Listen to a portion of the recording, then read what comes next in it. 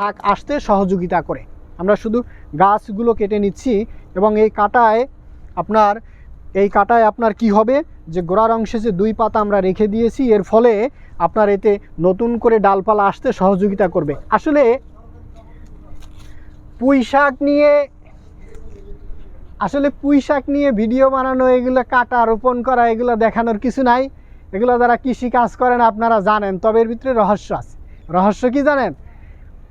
পুঁই শাক তো সমতল ভূমিতে, আপনার পুকুরের পাড়ে, রাস্তার ঢালুতে, বাসাবাড়ি, রাঙিনে, বিভিন্ন জায়গাতে মাচা দিয়ে রোপণ করাই যায়। কিন্তু এইভাবে একটা 6তলা ভবনের উপরে ড্রাম রেডি করে মাটি এনে সেখানে শাক সবজি রোপণ করা, ফলমূলের গাছ রোপণ করা, এটা কিন্তু অত্যন্ত গুরুত্বপূর্ণ এবং ইন্টারেস্টিং হওয়ায় আমরা আপনাদেরকে শেয়ার করছি। কি কারণে জানেন? আপনারাও যাতে এভাবে রোপণ করতে পারেন, খেতে পারেন, এবং যদি কোনো পরামর্শ লাগে আমাদের কাছে চাইতে পারেন। এতে তেমন পরিশ্রমের বিষয় নাই এবং এখানে ঝুঁকি নাই, এখানে ছাগলে গরুতে খাওয়ার মতো কোনো উপক্রম নাই। এটা এমন নিরাপদ, একমাত্র ঘূর্ণিঝড় বা প্রচণ্ড বাতাসের বেগ ছাড়া, ড্রামের গাছ ফেলে দেওয়া ছাড়া আর কোনো ঝুঁকি নাই এখানে। এটা আপনার তেমন অন্য কোনো পশুতে যে খেয়ে ফেলবে এরকম কোনো ঝুঁকি নেই। আপনার চতুর্দিক থেকে আটকানো, বাউন্ডারি দেওয়া বা চুরি হওয়া এ ধরনের কোনো সম্ভাবনা নাই। একদিকে বিষয়টা হচ্ছে যে আপনার পরিশ্রম কম করতে হচ্ছে, এটা নিরাপত্তার জন্য আপনার লোক রাখতে হচ্ছে না, পাহারা দিতে হচ্ছে না, এবং আপনি ভবনের ছাদ তো এমনিতেই ফ্রিতে পড়ে থাকে। 5তলা বলেন, 6তলা, 10তলা, যাই বলেন, বিল্ডিংয়ের ছাদ তো এমনিতেই পড়ে থাকে।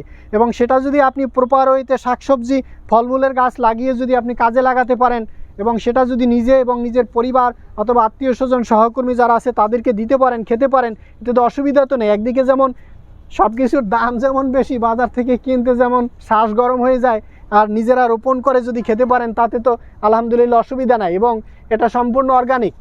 অনেক কিছুতে আমাদের সন্দেহ থাকে যে অনেক ফলমূলে যে কী কেমিক্যাল দেয়, কী ঔষধ দেয়, এটা আসলে খেতে কতটা আমাদের জন্য উপকারী। আর এটা আমরা নিজেরা রোপণ করে খাচ্ছি, এখানে কোনো কেমিক্যাল নেই, আর সার ঔষধ ওইভাবে দেওয়া হচ্ছে না, কিছুই দেওয়া হচ্ছে না। আমরা ভালো সবজিটাই আর শাকটাই খেতে পাচ্ছি। আসলে আমাদের এই শাক রোপণে যিনি মূল পরিচর্যাকারী, যিনি রোপণকারী, যিনি এটা মনিটরিং করেন এবং যত্ন করেন, তার সঙ্গে আমরা একটু কথা বলবো। আমরা তো গাইডলাইন দেই আর ভিডিও করি, তো উৎসাহ দেই, এর পিছনে টাকা পয়সা খরচ হলে সেটা আমরা যোগান দেই। মূলত আমাদের এই কাজে আমাদের এই যে জনাব কবির হোসেন, তিনি আমাদের এই ছাদ বাগানে যত প্রকারের গাছ আপনারা ভিডিওতে একটা একটা করে দেখবেন। এখন যে আমরা সবজি রোপণ, এই পুঁই শাক আমরা কাটছি বা রোপণ করছি, এ বিষয়ে তার অনুভূতি কেমন এবং এতে তার কেমন পরিশ্রম হয়েছে সেটা একটু আমরা তার মুখে শুনি।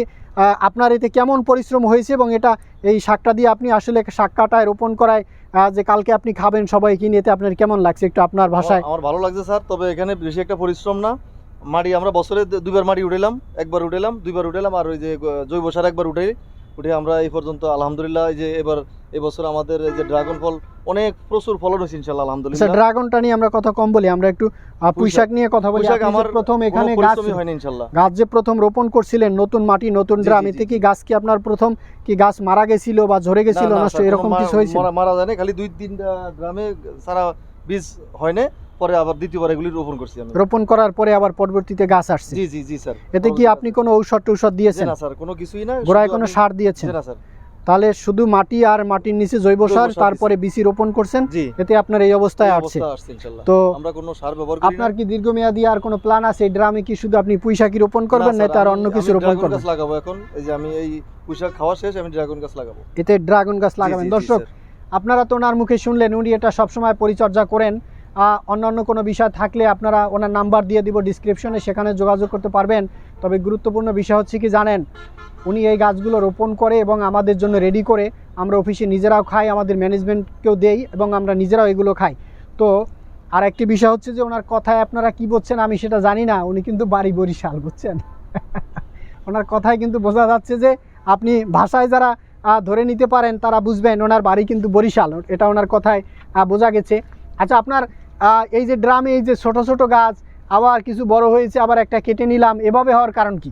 এভাবে হচ্ছে স্যার, এটা আমার প্রথম গাছ, এটা প্রথম লাগাইছি, পরবর্তীতে দেখলাম যে কম উঠছে, আবার দ্বিতীয়বার আবার বেশি লাগাইছি। আর আপনার এই মাটির কন্ডিশন তো ভালো না, একবারে কাদা মাটি হয়ে গেছে। নিচে যে জৈব সার আছে এটা এখনো মাটি মিক্স হয় নাই এখন। এবং এটার চতুর্দিকে আপনি ছিদ্র করছেন? ছিদ্র করছি স্যার, নিচে ছিদ্র আছে। এই চতুর্দিকে করেন না, এই যে ছোট ছিদ্র, এতে তো পানি যাওয়ার মতো অবস্থা নেই। করছি, এইদিকে করছি, এগুলো আপনি বড় করে দিবেন। দর্শক, এই যে ড্রামে, আপনার এই প্লাস্টিকের ড্রামে এই যে পানি জমে মাটিটা একেবারে নরম হয়ে গেছে, এইভাবে যদি টানা বৃষ্টি হতে থাকে আর পানি জমতে থাকে তাতে কি হবে জানেন?